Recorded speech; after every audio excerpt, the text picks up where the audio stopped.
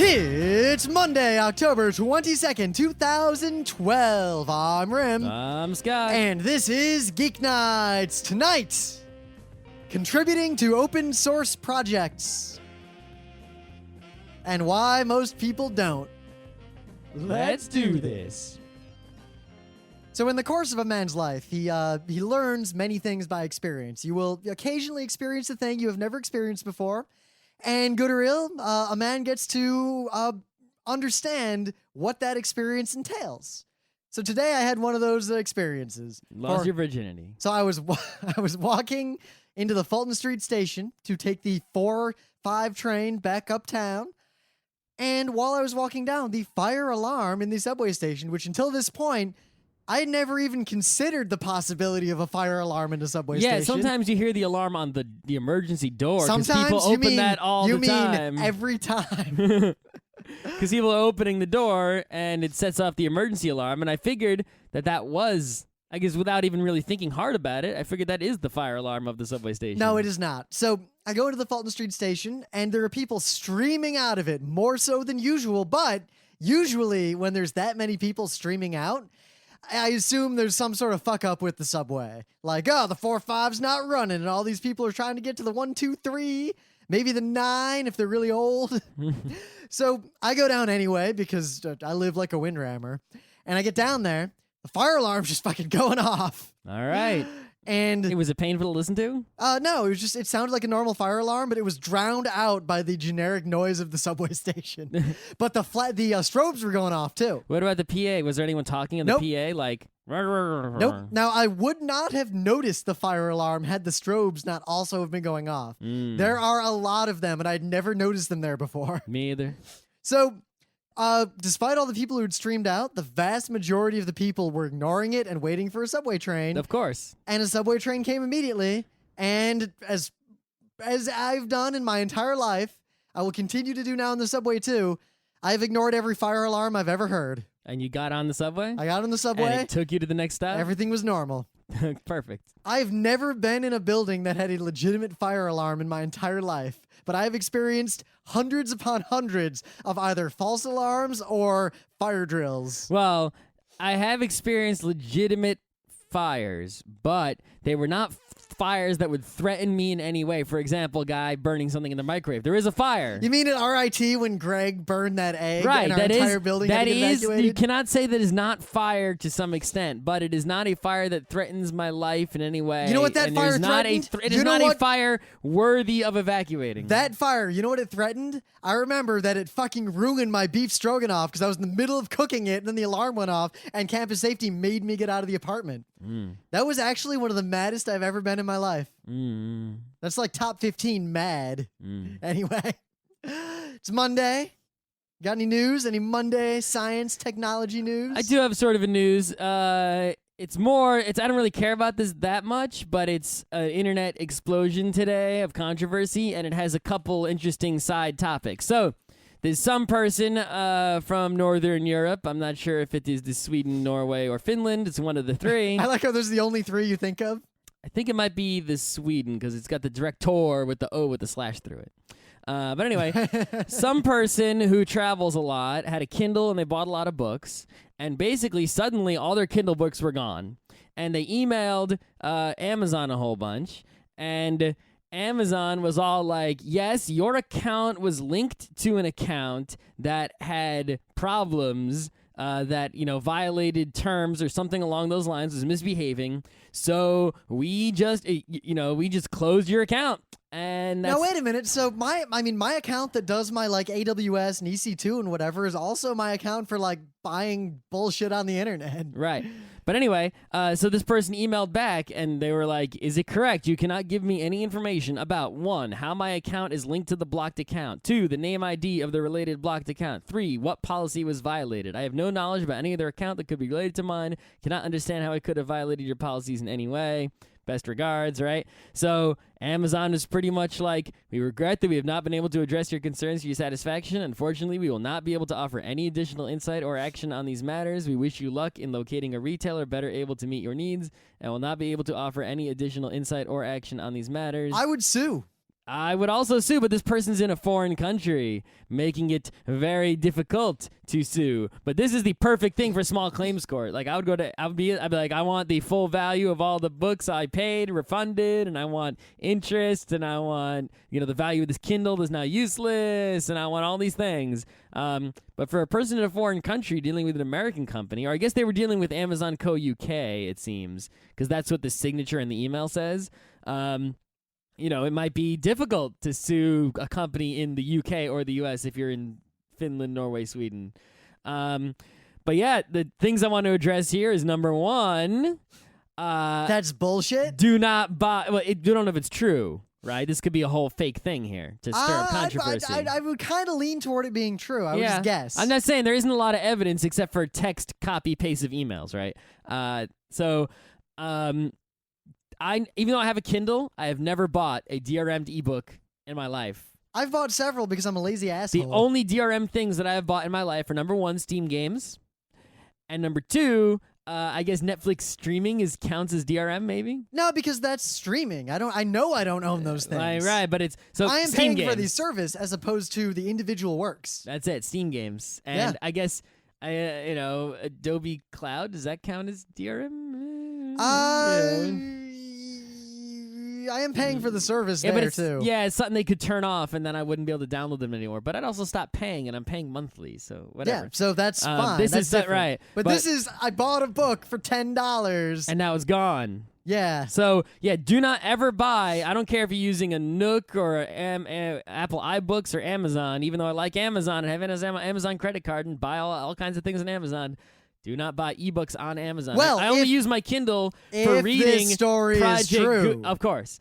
Reading Project Gutenberg and other pirated books. Now, I think there is another way to take. Crack the DRM on every ebook you buy and save a backup of it, which of course I think I'm going to back up a should little be bit. legal. There should be a law. And even though it's not legal, you should definitely do civil disobedience. There should be a law, or in fact, a constitutional amendment guaranteeing the rights to first sale and backups of things you have purchased that are digital, and in general, transferability of digital goods. Yep. But anyway, the other thing I really want to talk about here is the general concept that companies just not fucking talking to people, right? It's like, I can tell you why. Well, of course, we know a lot of reasons why. Yeah, you don't want to get sued. Anything you say, the other person probably can't sue you, but the more you say, the more ammo they have. Yep. It costs money to provide support, so there's no reason to ever provide support because nobody makes the decision to buy a product based on the support. They just get pissed off after they already bought it. Exactly. Look at Google provides no support whatsoever. The only way to get support from Google is if you pay for Google Apps and you are a company. Oh, let alone Lenovo, right? So Windows got corrupted on my my new laptop, right?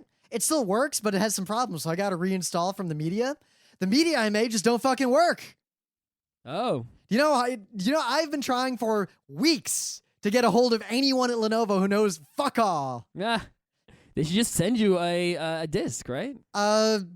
Yeah, they want to charge me like $50 for a disc. Well, to give them credit though, you can get the disc in the checkout process, and it costs money. Oh yeah, but so to buy the disc after the fact on the checkout process. But the thing is, I created the media per their instructions, and the media itself doesn't work. And Is the laptop still under warranty? Yes. Oh, then yeah, they should definitely do something. So yeah, good luck getting them to do that. But anyway, it's what about cell phones? What about cell phones? So Verizon has pretty crap service. What do? Go to Sprint? It's even worse there. AT&T, good luck. Yeah. But for example, right, I signed up for that mentoring thing, and the paperwork. There was one piece of paperwork I noted that said, if we reject you, this is in English, right? It basically effectively said in legal speak, if we reject you, we don't have to ever tell you a reason why or anything. Now, it's interesting because we are under no obligation to tell you the reason why we reject you. We're just going to say, you're rejected, goodbye. So two things. One, say Geeknights, like we hired people for Geeknights. Mm-hmm. If we ever fired anyone, we would never, ever give a reason. Because Why that not? just opens you up to liability in case that reason can in any way be construed to be discriminatory. But because you're not legally obligated to give a reason, it's kind of like how it's your best interest to never talk to the police, even if you're innocent. Yes, it's in your but best you're interest being- to never give a reason for anything. But I actually, even though I would open up myself to liability, right? I would tell someone the reason if I was firing them and they didn't want to be fired, because that's what a non-asshole does. You just say, but it "Listen, Joe, you know, But we we're live in a running out. We're running out of society- money, and you know, everyone else plays solitaire for 2 hours a day, and you play solitaire for 4 hours a day, and you know, so and so can do your work in the 2 hours of solitaire, and so else can do the other 2 hours of work if they stop playing solitaire." And someone has to go. Scott, there's a reason There's why no other place you can save money. There's a reason why most companies have an HR person do that and not you or That's how me. it's gonna be. But the other thing, there is one realm where that is actually a specific protected thing, and that is credit. If I say apply for a mortgage and they deny me because of my credit report, they have to tell me, and they have to tell me what part of my credit report they used to make that decision by Interesting. law. Interesting. You didn't know that? Did not know. I guess you've never applied for a mortge, have you? Well, no, but Have you ever applied for a line of credit that wasn't a credit card? Because they also have to tell you. well, have done things that I've done a lot of things that aren't necessarily applying for credit, but require credit checks. For example, when you go to get a cell phone, they always run a credit check on you. Yeah, so there's or else laws they about make that. you like make a deposit and stuff like that. And I remember the first cell phone you tried to buy back in the early days of cell phones. They were like, "Yeah, you need to put down $500," and you were like, "What? I was like, no, I don't have $500." That's right. But yeah, there's laws about that for credit. But yet, this is another situation where we have a very complex, probably overly complex regulatory framework in a very narrow area. But yet, because our law is so slow to update and everyone in our government is so old and incompetent and slow and corrupt and old and slow and old and corrupt that there's 10 other things that are the same situation Yeah. that have no regulation. I'm just saying it's bad that we have a system set up to incentivize not being nice and not explaining things to people. We should give some sort of protection to, you know, and the other thing is, you know, if you're sitting there, right, and you have a company and you can decide, all right, we're going to screw this customer for a reason. We've decided to do that. We're not changing that decision. We can tell them the reason, but that might open us to legal liability, or not tell them the reason to protect ourselves. Or But maybe, right, you know, they could still try to sue us either way. It's wait, just so giving wait, them how more about this? How about a DMCA Maybe kind of thing? if we're nice to them, they won't even sue us. So maybe that's the better option, and they're not even figuring. There's they're not even another count- answer. Maybe just to save money by not having people to even worry about this, you just don't, your support basically just has an autoresponder that gives a form letter and no human ever even sees it. Mm-hmm. That's one way to go. And the other thing is, think about what small percentage of the customers are actually going to get mad at the form letter rejection, right? So the few that say, I hey, do, but well, yeah, but the very few who actually fight and want reasons, I think it might actually be worth your time to give the reasons and talk to them and be nice to them, because number one, you guarantee that this blog post will never happen. no, that means at least one human involved. It does. It will cost you money, but You're better off. maybe if those people have good experiences and blog those, you could just take that out of the marketing budget. Wait. Let me put on my And consider that to be marketing. Scott. Let me put on my Look cynical- at how much. Think about this, right? Imagine if PayPal had done that. How many people hate PayPal and refuse to use it because of all the bullshit Scott. of locking accounts Scott, you and want to know how taking many? people's money? You want to know how many? Like 4. Nobody No. gives a shit about that except us, and you use it anyway. I don't, because I don't care. But there are thousands of people on the no, internet there's so few people. who It doesn't complain even about matter. PayPal all the time. If PayPal had just Nope, Scott, you're dealt wrong. with people Scott, who had their nope, accounts locked, Nope, the people who care. then the- people would love PayPal right no, now. because most people use PayPal anyway. The tiny minority who care, it's kind of like how Best Buy and clothing stores will basically just ban customers who return stuff or are assholes or are annoying. Well, those are assholes who are annoying. This is someone who has a legitimate problem not here. in PayPal's How about all those eyes. people who had charities who got too much money and they just locked their account for no reason? Fuck them. It's- Enough people use PayPal anyway. But Scott, why did you even lock that person?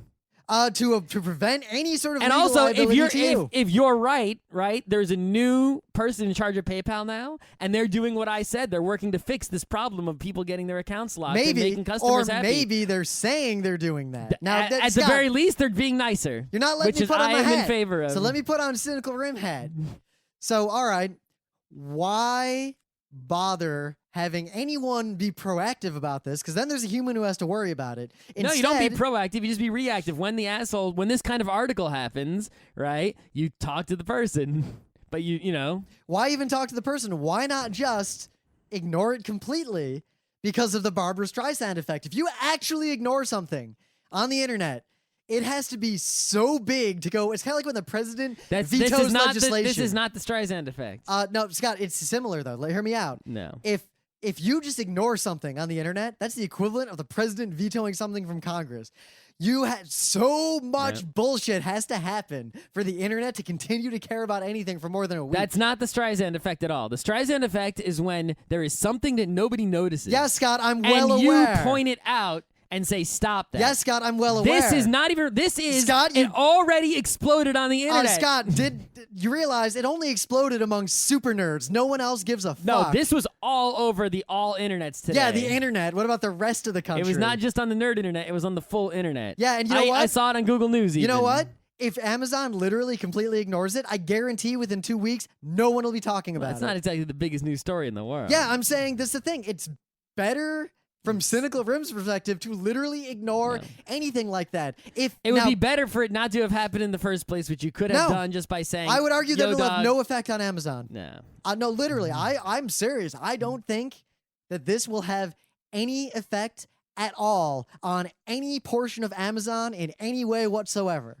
I think there will be There will be zero backlash. Hundreds of people. Everyone who has the capacity to pirate ebooks already pirates ebooks and justifies it with some other There are lots bullshit. of people I see who have the capacity but have some sort of weird, stupid moral, whatever. They actually believe piracy is whatever, and they, buy things. Yeah, Scott, seriously, this has no impact on Amazon. They have no incentive to even say anything about this. And if they say anything, it'll have the same effect as in the proper Streisand effect, where Barbra Streisand says, stop talking about it, stop talking about it. Well, they should have said something before, and this wouldn't have happened. No, they're better off saying nothing. No, better off saying something, being nice, making people love you. No, see, you're thinking about this from a human perspective. I'm thinking about it from an asshole perspective. I have the thesis that if a company freaking acted like a human being and wasn't an asshole, that company would be so beloved that it would be able to dominate all the other companies. See, Scott, and you the think only that- reason companies don't do that is because no one else is doing it, so they don't have to. Scott, you think that? Think back to PAX East. Remember when the hotel fucked us on the charges for that those flyers? Yep. So we still stayed at that hotel the next year. Yeah. I'm not saying that this year. We tried to stay at it this year. We failed because it was too popular. Yeah. So, what incentive does the hotel have to even talk to us? We stopped shipping things there. Yeah. If we needed something shipped, we would ship it to a different You know place. why hotels charge so much for that? Because they don't want to have to deal with it at all. Yeah, but how come other hotels just let it be free and we're awesome? Actually, most hotels don't. It's just that one Renaissance hotel was like the only one that doesn't charge. Man, I just watch all these old movies where the hotels provide so many awesome services. Yeah, you know what? The hotels I stay in for business Still provide those Yes, services. and you know what? They cost twice as much. You know what? If I'm traveling, I'm not staying in those fucking hotels. The $100 a night hotel is just as good for me. Unless you need one of the services. I never need those services. Except that time you just use the services and they fucked I you. used it because I was lazy and also because I printed the things like 3 days before the con. All right, let's move on to the next news. So, in Italy, on June... Italia, it's Mario. It's me, Mario. Let's be racist. Punch out a stereotype. So, 6 days ago, on a Tuesday, that's October 16th. Oh, so, no, not Tuesday. So, this is back in June. Okay. So, in June, there's an article about some scientists in 2009 in Italy who were geologists, and they analyzed data about geological things. Yep. And they concluded in their sort of internal little study that there wasn't much threat of an earthquake at some particular time. And there happened to be an earthquake that killed 300 people.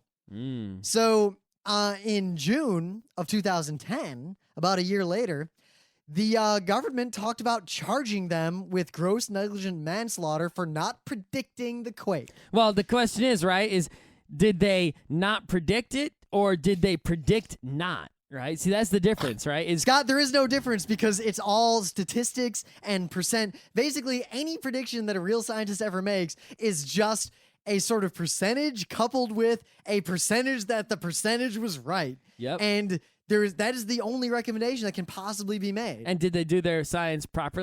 Doesn't matter. Here's the Was other it thing. good science or was they fuck the fuck up? Here's the reality. It's basically impossible to predict earthquakes. No. So You don't say. anyway, that wasn't news. The government was talking about it. Stuff like that happens all the time.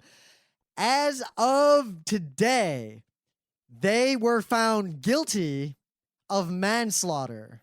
Way to go, Italy.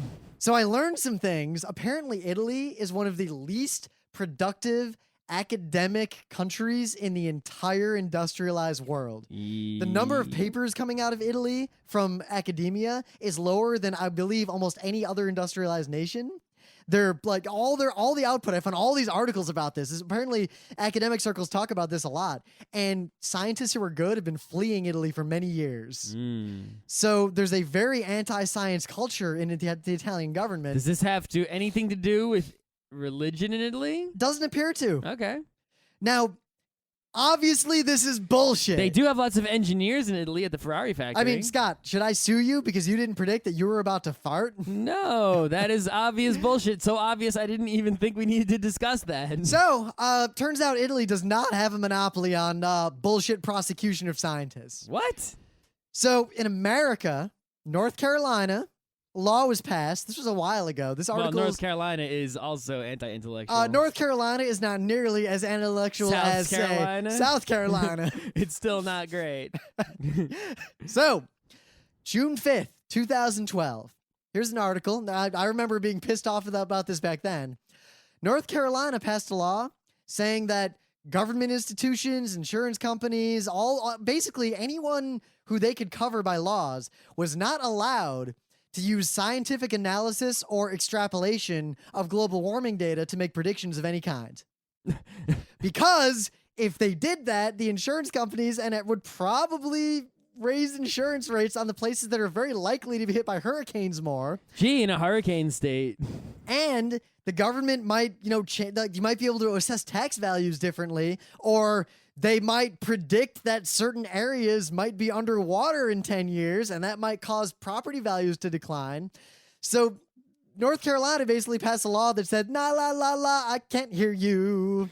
So, you know what I would do is if I was in North Carolina is I would sell, and it's basically I don't know if the law actually passed, but it was proposed. It was very popular. But if they did it, it would basically be this fake propped up market where people were being forced to have these high inflated prices. I would sell like crazy, and then when those places were literally underwater, I would be like, woo, cashing in big time. So apparently the defense in Italy, their argument was, you can't predict earthquakes. Uh-huh. It's a pretty good argument, I think. Yep. Was this a jury trial? How to trial out of courts I have no work idea in how Italy, Italy works. right? Because in Japan, it's all fucked up where like they make you confess. Now, and here's the part that bothers me. So let's say the same data had come out, the same like analysis happened, and they said there was gonna be an earthquake, and there'd been a panic fleeing from the city and people died. Would they then have been found guilty of manslaughter?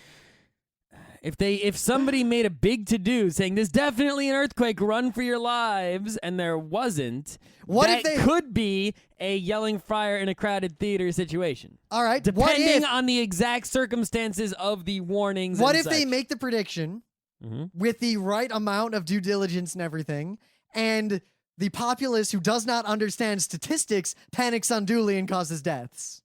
That would not be any fault of theirs. So, what if they made a prediction that there was going to be an earthquake and there wasn't? Would they then be sued for lost tax dollars from tourism? It depends on how... If they had the yelling fire in a crowded theater situation, I think is the only situation where you could get in trouble. I think the real answer is that scientists should not be able to be prosecuted for doing their science, and the government needs to look at what scientists do, make decisions, and deal with the consequences of those decisions. If you're a scientist and you're in Italy... Well, they're smart. They're already fleeing. They don't need us to tell them. Yeah, apparently they've been fleeing for many years. So I found some article that basically said nail plus coffin. So yeah. It's just so sad.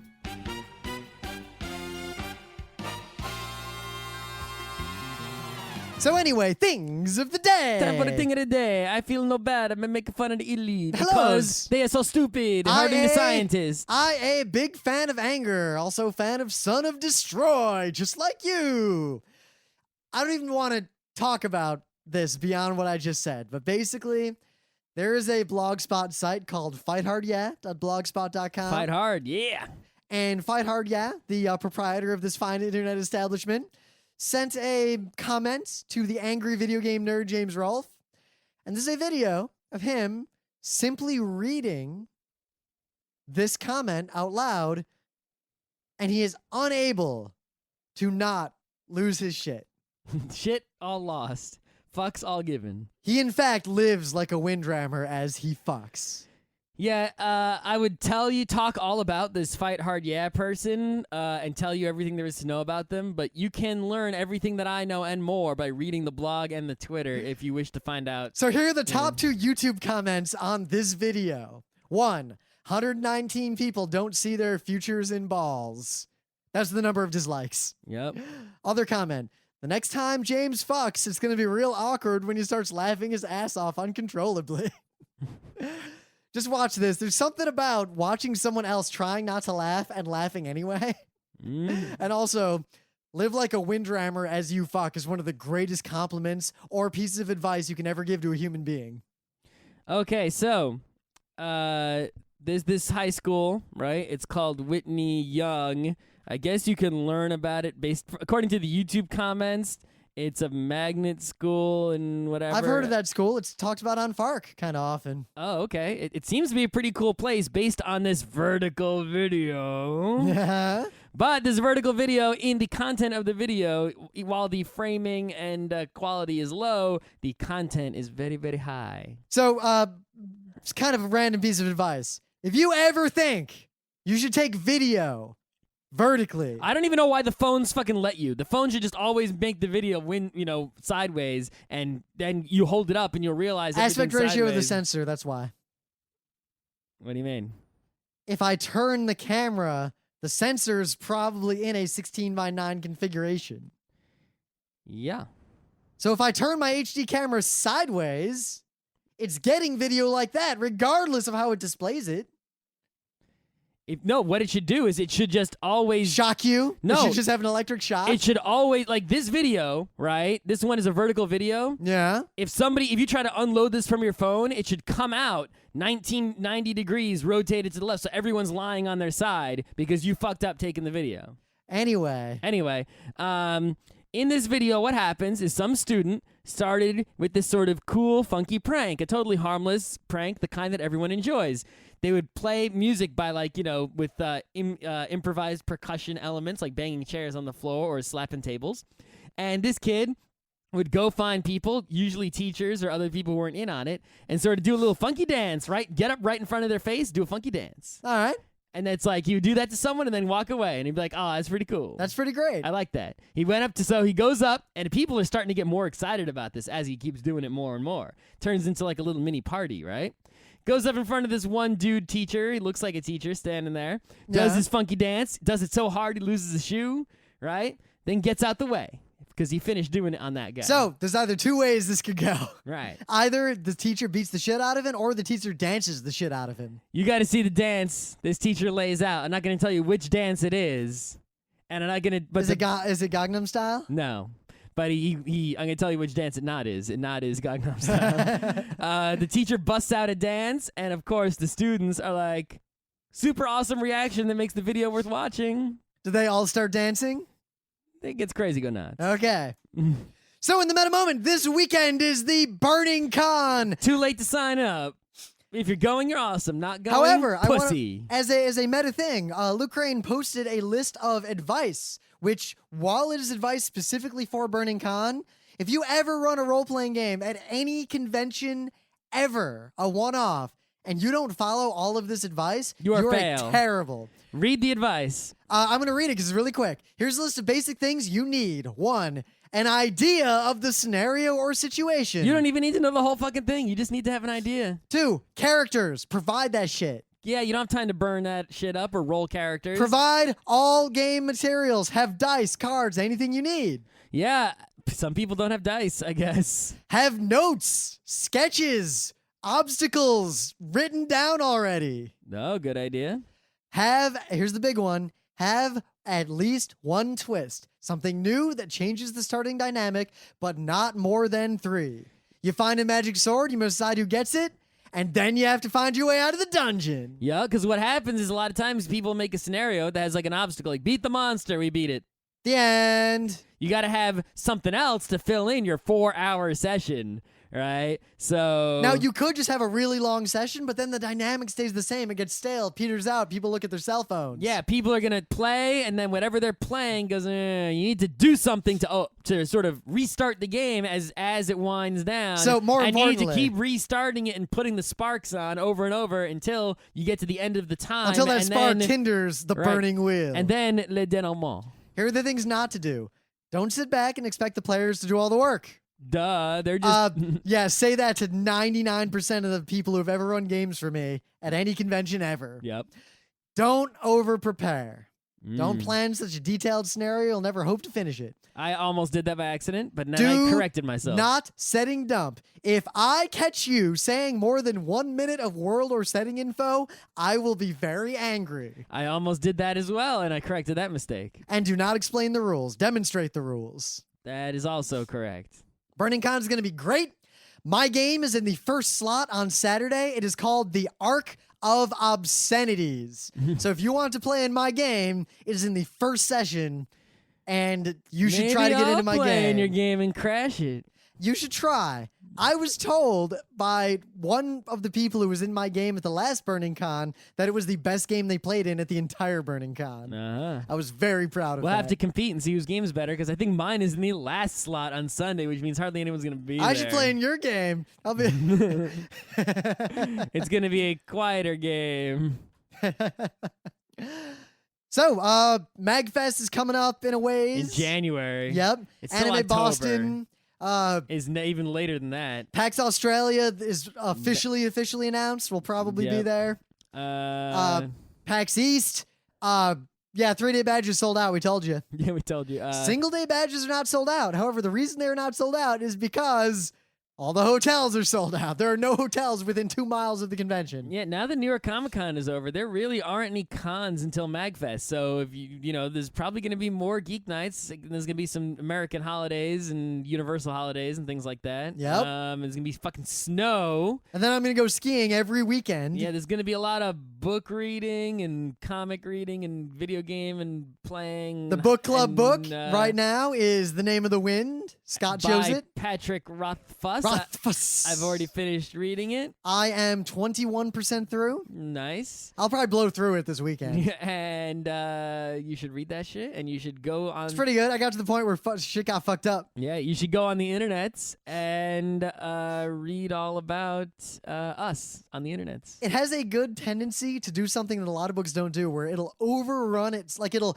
overstep itself and kind of tell you like the aftermath of something. And it takes you a while to realize, oh wait, something bad happened, and then it backs up and tells you what bad happened. Yeah, it's like, yeah, that was before Like there's this whole the Great paragraph. Cataclysm, and then they keep, it's like this, there'll be a story years before the Great Cataclysm, and they'll be like, yeah, 5 years before the Great Cataclysm, I blah, blah, blah, blah, blah, and they start telling the story about 5 years before the Great Cataclysm, and you're like, what the fuck is a Great Cataclysm? And then eventually, the story gets to the point where the Great Cataclysm happens, and then the and you're like, oh, the Great Or Cataclysm. there's a point where things are pretty happy, and then a character says something like, out of nowhere in the middle of this happy story, the character's like, and I really hope that that those people spent those last few hours well.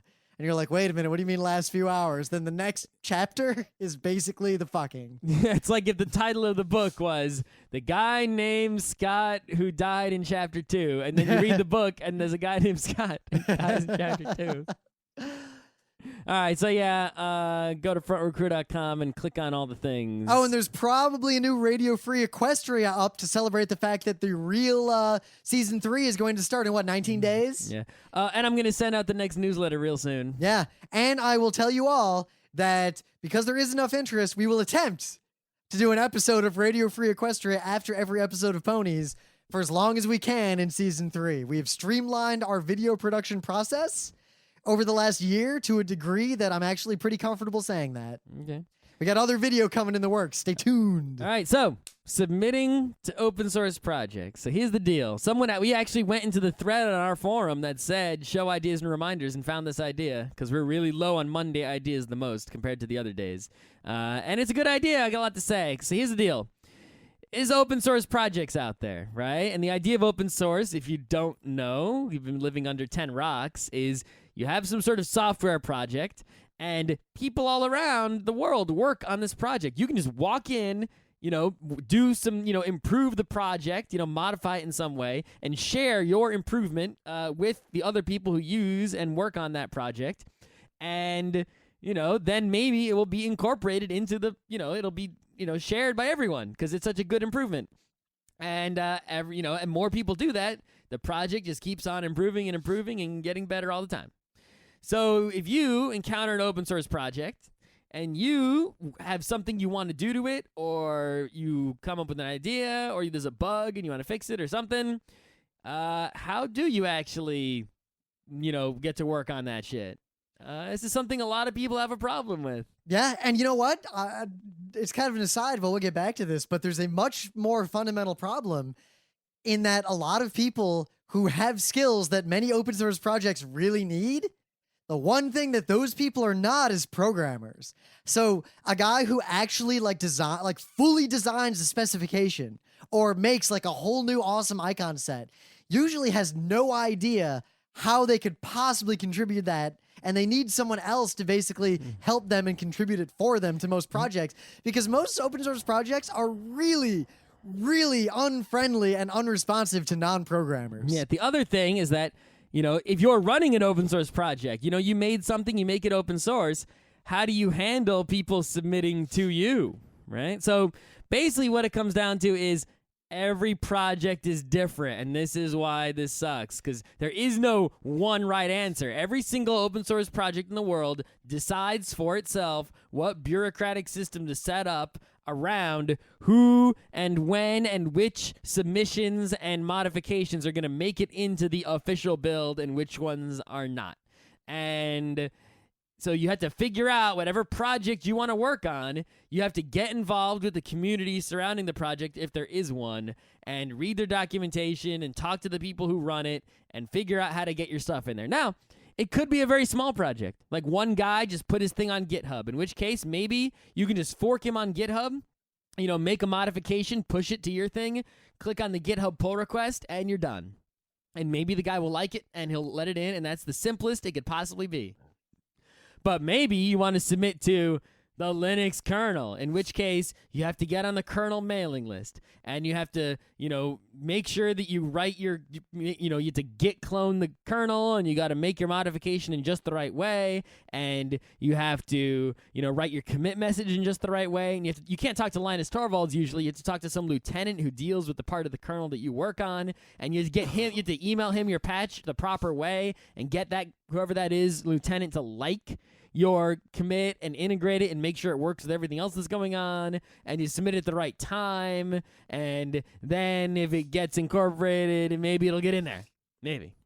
Now, meanwhile, if you're, say, trying to help some open source project with a horrible UI have a new UI, you've got to find some programmer to wire up or write the UI.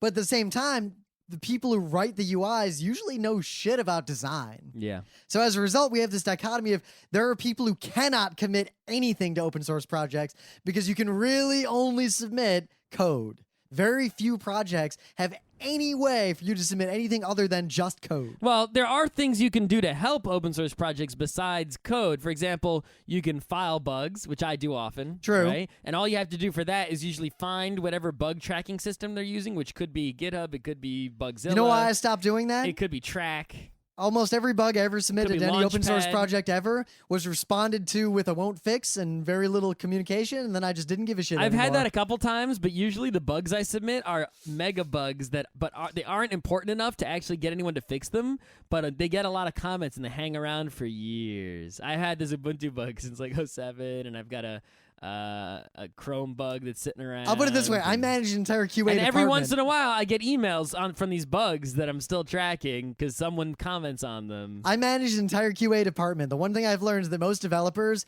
fucking hate it when you give them a bug and don't want to fix it.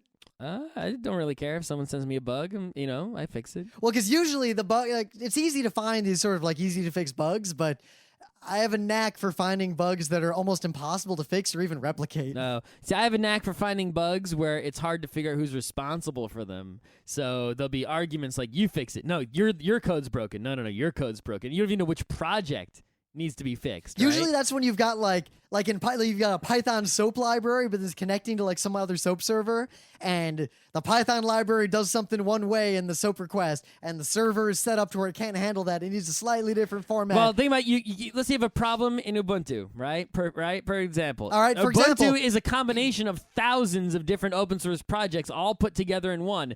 If there's a bug in something, that bug could be in actually 20 different open source projects. There's no way to know which one really is the one that's wrong. And if, all of them individually will say, there's nothing wrong with me, I'm doing it this, all right? So the bug is actually only in the that particular combination. Now that is what I was getting at. One of the most important things, software engineering as opposed to computer science is managing like the project as a whole, and the arbiter of this is this responsibility or that responsibility. This class has to deal with that. This application, this service. And if one whatever. person changes their piece to get that combination to work, it'll break a different legal combination. So in my experience, most people who run small to like the lower end of middling open source projects manage the whole thing themselves and they won't accept any assistance from someone who would help them manage it on that level, but simultaneously desperately need someone to do that because they won't do it. Mm-hmm. They just won't make the decision. And then the thing languishes and the community fights over it forever. The other thing I see a lot, right, that bothers me is some projects, usually larger, more established ones, will have very high barriers to entry for submitting things, right? Like, the thing you see a lot is they won't accept something from someone they don't know. So even if you do some great work, you're just a user, you're not involved in their community, you don't know them, and you're just a user, but you also have skills, and you get the code for the project, and you work on it, and you do something kind of awesome maybe, or maybe you just fixed a small bug. Who knows what you did? And you just send it in and say, hey, guys, I did this thing. They'll just reject it because they don't know you. Like, who is this? This wasn't discussed. It's like in order to really get something submitted, especially to a larger project, they forced you to be involved in their community. Now, but it's seriously, like, I have no time for that crap. If I was involved in the communities of all the things that I use, I couldn't do anything else in my whole life. I couldn't do any Geeknights. I couldn't do video games. I couldn't do anything, right? There'd be so many fucking communities, right? I just don't have time to be involved in them. If I'm going to submit something to an open source project, it really has to be, here's my code. You guys who really care about this project way more than I do, this is the extent of the effort I'm willing to exert for you. If you like this, you have to do the rest of the work. But none of them care about the code that I wrote, so that code just sits there and doesn't get in. The worst thing is you can't even just pay lip service usually. Like, you have to go to their forum or their mailing list. Usually it's mailing lists and IRCs. And you usually have to have unrelated conversations about generic crap because you have to be friends with them and all this. So you get to the situation where you've got this balkanized, let's have the same conversation about politics across 11 forums. Now, something else you can do, right? If there's a modification that they won't accept and, merge or whatever into the official build, you can just, every time they put out a new release, get their updated code, merge your code in and use your own personal modified version, because that's what open source is all about. But that's just a pain in the ass. Also, but you can do it. The other thing you could do is your fork. Own personal fork. That is your own personal fork. No, but fork it publicly and shame them. So, but if you make a public fork, now you're managing an open source project, and now you've got to build a community. Because that's the thing is, every open source project to be successful needs to have a community, right? You can't just put code out there, not have anyone managing it or having anything like that, and expect it to just magically work. An open source project needs a community to succeed. So if you put code out there, if you don't start the community and no one else starts a community supporting that code, it's just going to sit there unused and unnoticed, and your fork will fail. And communities also decide, right? I mean, think about X11, X80, that original one, right? Why did it fail? Because the community moved to Xorg, right? LibreOffice, the community moved to LibreOffice. That's what really makes the decisions. The decisions aren't really made by the person in charge of the project. The decisions are made by which project the community endorses in the cases of forking. And then beyond all that, there is the final barrier, There are more barriers. Well, I think your barrier might not be the final one. when I say the final, I mean the one that usually ends anyone's interest is the drama barrier. Well, yeah, that has to do with the community again. But the other barrier, the true final one, if you can't think of any others, right, is the projects that have high technical requirements for submitting, right? They might be willing to accept a patch from a stranger coming out of nowhere, and your patch might be totally awesome and totally work, but they'll demand, like, it must fit our coding style, or you must write tests in our testing format, and your tests have to be complete enough and have enough coverage, and you have to document what you did and modify the documentation also. It's like, look, dude, I just wanted to write this code and change this icon. Well, I think that's I don't actually... have time to write documentation and tests. You take care of that shit. That is a subset of the more fundamental problem of without a sort of like software engineer or manager who is vested, there's a lot of pieces. All the glue of software is the part that nobody actually wants to do, and that's the part where most open source software really starts to fall down. Like, even if someone, like Scott said, you write the patch and it'll work just fine, but that last 5% of the work to make it conform and test and integrate really well takes more effort than the first 95%. Yep. And it's boring effort. Yep. So it's almost like to have a really successful open source project that isn't big enough to where people are willing to do that just for the street cred is you almost would want to have a way where the project generates money either by donations or something and hire one developer to manage all the stuff that no one else will do. Well, usually you look at, like, Linux, right? Most of the big submissions to Linux actually come from people who work at Red Hat, NVIDIA, IBM, places like that. Which is a huge problem, right? Because those companies hire people to, write things to work on the Linux kernel, but they're full paid employees of Red Hat, and they submit patches to the kernel that Red Hat needs. The same way that I would submit patches to the kernel that I needed if I needed a patch to the kernel. Now, the trouble is, so all right, we see that a large chunk of the patches submitted to Linux are from these, basically like funded developers because other people need stuff. Companies like Red Hat and all these sort of like, enterprisey Linuxes, I don't think have much of a future. Who knows? I don't think the revenue streams will exist in the long run. I mean, as a senior IT guy, production engineer and all this stuff for all these years, there is literally no reason to use Red Hat over CentOS. No, ever. None. No. So, but yet, I mean, how long will people pay for Red Hat? And if people stop paying for Red Hat, then who's going to commit the code to make CentOS keep working? And as an aside, CentOS and Red Hat both, I installed an Ubuntu recently just to get a server going for some things I wanted to test in VirtualBox. Oh my God, I forgot how much I hate Red Hat and CentOS and any of that like branch of Linux. Yep.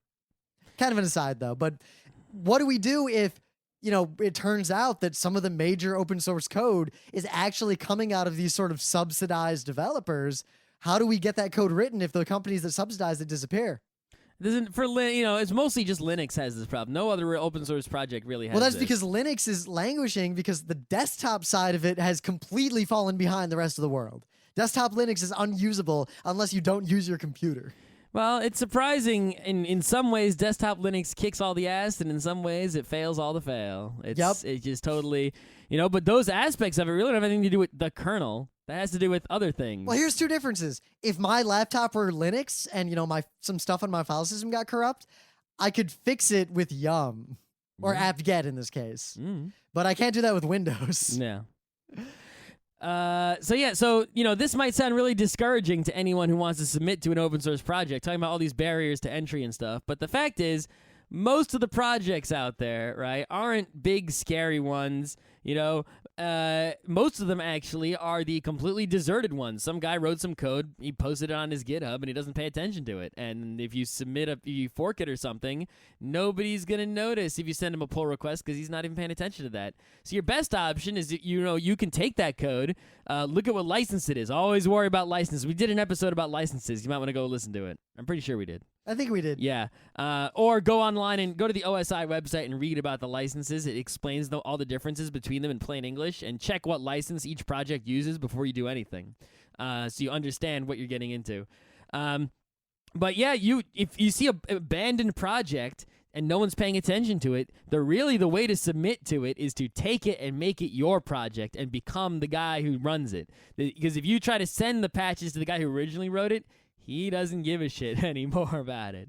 Right? Now, while that's all well and good, I think we have to come up with the solution to the problem of there are non-code resources that a lot of open source projects need. The people best suited to doing that work are basically completely discouraged from even interacting with the community or ever submitting anything. There's no way that they just can't unless they have somebody to sort of tag team them to help them to do the rest of the work for them. Yeah, so right? should open source projects that need like UIs find like graphic designers who and like try to work with them? Because no one seems to do that. Ubuntu has an art team, right? I know, Ubuntu's a company. I know. Right? If you're not, it's open source, right? You can't force anyone to do anything. So if someone submits a patch with no documentation and no tests, and it's your policy not to accept it without documentation and tests, and nobody wants to write documentation and tests, you can't force them. If someone sends in an icon set to make your icons look nicer, and nobody wants to wire it up or cut it and forget everything in the right place, you can't make anyone do it. There's just a ticket there, and it's up to someone else to, of their own volition, go and make it happen, or the volition of the artist who sent it to learn how to do it, or join the community and see if anyone in the community will willingly help them figure it out and get the skills to do it. That's all they're, if you can't force someone to do it. Maybe you can pay someone with donations. Even then, they might not do it, even though you paid them money. So, it's tricky too, because a lot of people. That's what open source is. If you don't want that, make a company and hire someone to do it. Yep, it's tricky too, because I remember when there was a big movement to make a sort of distributed DNS system a while ago after some peer-to-peer news. This was some years ago. So a bunch of people got together and like set up this open source project to like make this distributed DNS. And I jumped on board to try to help these people out and like work with them. And after about a week, I realized that every single person involved had no idea what they were doing, and there was literally no one who was going to take over and manage the thing. Nope. And then I just backed away and I watched the whole thing collapse. I would have not even looked. I looked because I feel like something like that would be useful, but no, everyone who was involved was either someone who didn't know anything but cared about piracy, or people who appeared to be developers who could probably write good code, who didn't know DNS at all. They didn't know anything about the project and were unwilling to let someone else dictate the architecture. Mm-hmm. So egos seem to get in the way more than anything in my own experience. Mm-hmm. But I don't submit code. I submit other things. Actually, I don't submit anything anymore. But but there definitely, I think, is a particular ego problem of I feel like a lot of people who write software and commit to open source projects are a little resentful of people who don't write code but have other things they could contribute getting into their playground. Well, they're also, right, think about it. Look at the bullshit drama of Wikipedia. These are people who actually are doing work for nothing, right? So if their work that they did for nothing ends up being thrown away, it's like I spent 2 weeks on that, to make this thing awesome, and you guys rejected it, right? It's not going to get in there. No one's going to use that code I worked so hard on. Fuck you guys, right? Yep. That is even a non-drama person, a chill person. You could see how with certain situations that are just necessary in the management of an open source project will cause, not bad people really to, do dramatic things. And it's just why an open source that community... happens in closed source communities. Right. So an open source community of a significant size, when you get more than a few people, becomes one of the most difficult kinds of online community to manage effectively. John O'Bacon is a guy. He's in a metal band. He's from the UK. And his job title is, I believe it still is, community manager at Ubuntu. Ubuntu. So he's the top community guy at Ubuntu. He wrote a book that you can get for free, Creative Commons-ish. You can also pay for it, I think, called The Art of Community. And it pretty much has the instructions on how to manage an open source community or an online community in general, down to the like details of like you should ban a person from a forum if this and manage your IRC like that and all that stuff. We did a lecture like that, but it was more about like communities around games. Yeah, it was more yeah. But yeah, you should check out that book if this is something that really appeals to you. But if you're an open source person, or if you want to get involved in open source and this whole thing has scared you a fuck ton, just do what I tell you. Find a project on GitHub that people are actually working on, and the way you can tell is if it's had commits recently. Now, it has to also be a project that you care about somehow. And there's something that you want to change on it that you're capable of changing. Just click the fork button, clone the code, make your change and your fix, push it back to GitHub, and use the pull request button. And just stick to working on projects that use GitHub pull request, at least for the near future to when this podcast was made, before GitHub dies and something replaces it. Yeah. Learn how to use Git properly, and just commit to projects that are that scale, that work that way. And if you really want to submit to some other project that has its own thing, you just have to get involved in the community for that project. There's no way around it. The same way you should get involved in like the Geeknights community, because you don't have to submit anything, so there's less drama. No drama. Oh, I've read the XKC for today, and it's about drama. Oh, how about the that? graph is incorrect, though. Nice. It says that the rate at which people create drama is proportional to how often they declare that they hate drama and always avoid it. Unless it's possible. Because I hate drama and always avoid it. And how much drama do I create? Unless. How much drama do you think I create? No, so what I'm saying is there's a possibility that you and I are in fact like revenants in the interview with the vampire universe. That could be one of, looking at the... No, because here's how revenants work, right? In Doom, the revenants? No, in interview with the vampire. So if I'm a vampire, so say we're vampires, and I bite someone, and then I have them drink my blood, they become a vampire too. Wait, you have them drink your blood? Yeah, you gotta like do a thing. If I just bite someone and leave them, they turn into this mindless vampire that goes around killing people. Okay. And you leave them behind. So you leave behind this trail of bullshit. It is possible that we do in fact cause a lot of drama, but only in the people we leave behind or pass by. See, I'm thinking you look Remember Otakon. Look at this graph. Otakon. Look at this graph. This is clearly, not a straight plot. This is one of those ones where you scatter plot and then you draw the line. So you're saying we're down here in this bottom right? Yeah, we're one of those dots that's way outlying, but we're just, the dots aren't on this rendering of the graph. Because remember, when we were in the Otakon staff, we quit basically because of all the drama around us, and we left behind... have zero... I'm not going to say we have zero drama. Oh, but I'm saying we left behind a hornet's nest of drama. We did. But none of it actually involved us. We just left it there. But that hornet's nest was already a hornet's nest. Well, I guess us walking in disturbed it, and then we left, and it's still disturbed. We didn't disturb it that much. It's always been disturbed. It was, I think it's more disturbed. Slightly more... 2 or 3 wasps got a little bit more pissed off. I don't know. I learned recently that apparently a bunch of people within that still specifically hold a grudge and in fact talk about it whenever, even unprompted. Okay. I learned about this a few days ago. How do you know this is true? I trust the person who told me. It's such evidence that is so strong. No, I trust the person. I mean, like if someone lies to me about this, that's also drama. That's what I'm talking about. And so either one. But that's the exact kind of thing a drama person would say. Exactly. So there is drama regardless of whether or not they lied. Therefore, there is drama.